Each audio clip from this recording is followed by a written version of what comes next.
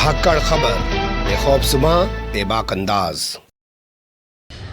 धाकड़ खबर में आपका स्वागत है। मैं आपके साथ हूं अकरम रईस खान। एक शेर आप लोगों ने सुना होगा कि जो सफ़र इख्तियार करते हैं वही दरिया को पार करते हैं। जो सफ़र इख्तियार करते हैं वही दरिया को पार करते हैं। और चल के तो देखिए मुसाफिर का रास्ते इंतज़ार करते हैं। इस शेर को, इन लाइनों को, या जो भी आप कहावत भी कह सकते हैं, इसको चरितार्थ कर दिखाया हिमानी बुंदेला ने। हिमानी बुंदेला किसी पहचान की मोहताज नहीं है। आप लोग जानते होंगे 2021 में केबीसी तहरा हुआ और उसकी विनर बनी हैं। 1 करोड़ रुपए का प्राइज़ इनको मिला। उत्तर प्रदेश के आगरा की रहने वाली हैं।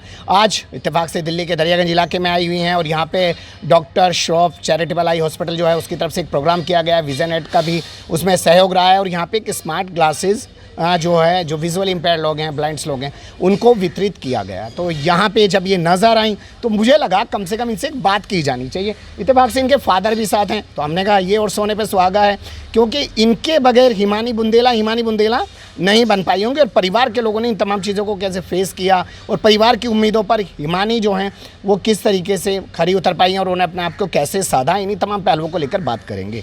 बहुत शुक्रिया हिमानी, आपका स्वागत है धाकड़ खबर पे। Thank you sir. ये आपके साथ अगर मैं यहाँ से शुरू करूँ कि प्रॉब्लम कहाँ से आई, ये जो दिक्कत आपके साथ पेश आई वो कहाँ से आई? सर बेसिकली 2011 में जब मैं 11th क्लास में आई थी तब ट्यूशन जाते में मेरा एक्सीडेंट हुआ था।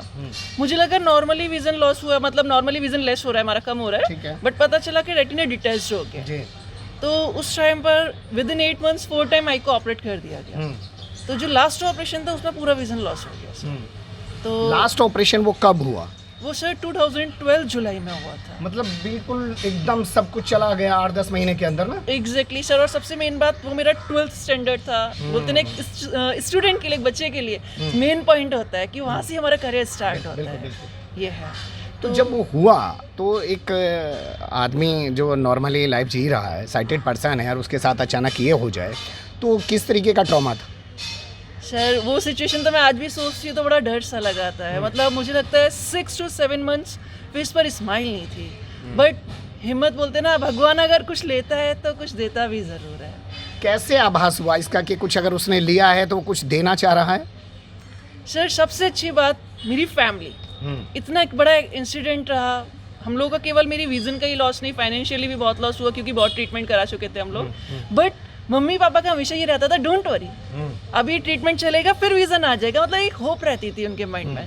तो थोड़ा सा मुझे रियलाइज हुआ कि मम्मी पापा इतना पेशेंस रखे हुए हैं मुझे लेकर, तो इट मीन्स मुझे अब कुछ करना है। और कुछ हो या ना हो, लेकिन मम्मी पापा के लिए डेफिनेटली कुछ करना है। वहाँ से क्या बदलाव आया और किस तरीके से अपने आप को आगे बढ़ाना शुरू किया? सर एक तो मेरा एम क्लियर था कि कुछ हो या ना हो, मम्मी पापा, मैं हमेशा से सोचती थी कि एक दिन मुझे अपने मम्मी पापा का इंटरव्यू टीवी में करवाना है। ये सर हमेशा से ही रहता था। तो वो चीज़ माइंड में क्लिक रहती थी।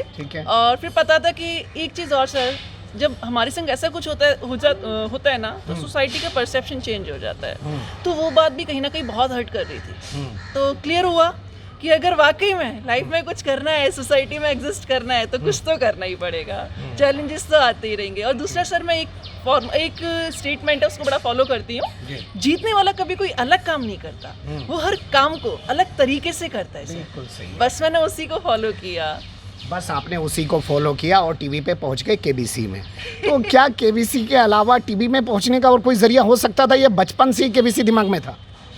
सर और भी जरिए हो सकते थे, अदर एक्टिविटीज, लेकिन मेरा ये था हमेशा से, मैं थोड़ा सा बोलते ना किताबी कीड़ा टाइप का वो रहता था, हमेशा बुक्स रहती थी मेरे हाथ में। तो मुझे लगता था कि yes this is the best show, मेरे अकॉर्डिंग बहुत अच्छा शो है। इसलिए हमेशा से कोशिश थी। ऊपर से मैं अमिताभ सर की बहुत बड़ी फ़ैन हूँ, तो बड़ा मन था कि वहाँ एक बार जाया जाए, एक अपॉर्चुनिटी मिले, अपने नॉलेज को भी चेक किया जाए कि हाँ वाकई में हमको इतना आता है या नहीं। ये है। तो क्या बचपन से था केबीसी का जाने का आइडिया, या बाद में जब ये इंसिडेंट हुआ और उसके बाद लगा कि टीवी वाला जो मुझे अपने मदर फादर को टीवी पे दिखाना है उसके लिए केबीसी ज़्यादा अच्छा रहेगा? नो सर, इंसिडेंट से पहले केबीसी का था। एक दिन मैं आपको बताती हूँ, जब मैं 7 से 8 साल की थी, हम फ्रेंड्स लोग खेलते थे तो मैं उसमें खुद अमिताभ सर बन जाती थी। और बोलती थी ये रहा क्वेश्चन, ये रहा क्वेश्चन। तो पहले से ही चलता था ये सारा। लेकिन मम्मी पापा के लिए इंटरव्यू वाली बात ये एक्सीडेंट के बाद माइंड में थी कि मतलब इतना जब ये लोग कर रहे हैं तो मुझे डेफिनेटली करना है। आज आपकी एक इमेज बन चुकी है, नेशनली नहीं इंटरनेशनली। यहाँ आपको सीएम ने भी बुलाया और तमाम लोग भी आपको बुलाते हैं अपने प्रोग्राम्स में, जैसे आज यहाँ भी आपको एक जो है गेस्ट के तौर पे बुलाया गया। कैसा महसूस होता है अब कि आम जो लोग हैं अच्छे खासे हैं, बहुत कुछ नहीं कर पा रहे हैं अपनी लाइफ में, लेकिन आपने ये अचीव किया है, क्या महसूस करते हैं?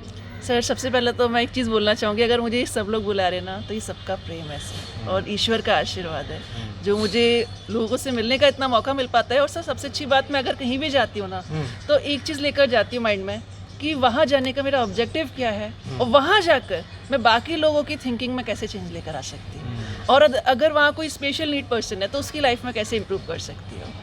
ठीक है, बहुत अच्छी बात है कि उसमें कैसे इम्प्रूव किया जा सकता है। लेकिन अभी हमें एक छोटा सा सवाल है, क्योंकि आप दूसरे परिप्रेक्ष्य में बताइएगा, आप उत्तर प्रदेश से आती हैं, एक महिला हैं, और बच्चियों के साथ जिस तरह की महिलाओं के साथ दिक्कतें दुश्वारियाँ होती हैं आप कंट्री एरियाज़ में, उनके साथ अगर ऐसा कुछ हो जाए तो आप उन्हें क्या कहना चाहेंगे? सर देखिए, सिचुएशन तो ये बात सही है, किसी के संग भी हो सकती है ना, और महिला हो या जेंट्स हो, किसी के संग भी हो जाएगा। बट अगर ऐसे लाइफ में कुछ भी होता है और हमको उसको ओवरकम करना है, उससे बाहर निकलना है, तो मुझे लगता है हमारे पास एक उद्देश्य होना ज़रूरी है। एक लाइन है सर, बोलते हैं कि जीवन का एक उद्देश्य होना चाहिए, कि उद्देश्यों से भरा हमारा जीवन होना चाहिए। उद्देश्यों से भरा हुआ हमारा जीवन होना चाहिए, लेकिन वो उद्देश्य देने की और उस उद्देश्य को पूरा करवाने की जो जिम्मेदारी है वो सबसे पहले फैमिली से शुरू होती है या फैमिली की होती है।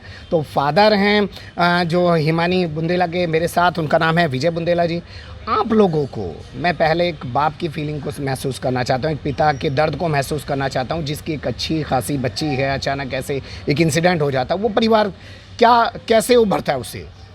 सर दुख तो काफ़ी होता है, और उभरने के लिए शक्ति की ज़रूरत होती है, हिम्मत की, जो कि हम ईश्वर से प्रार्थना करते हैं कि प्रभु हमारी बेटी की आंखों में रोशनी आ जाए।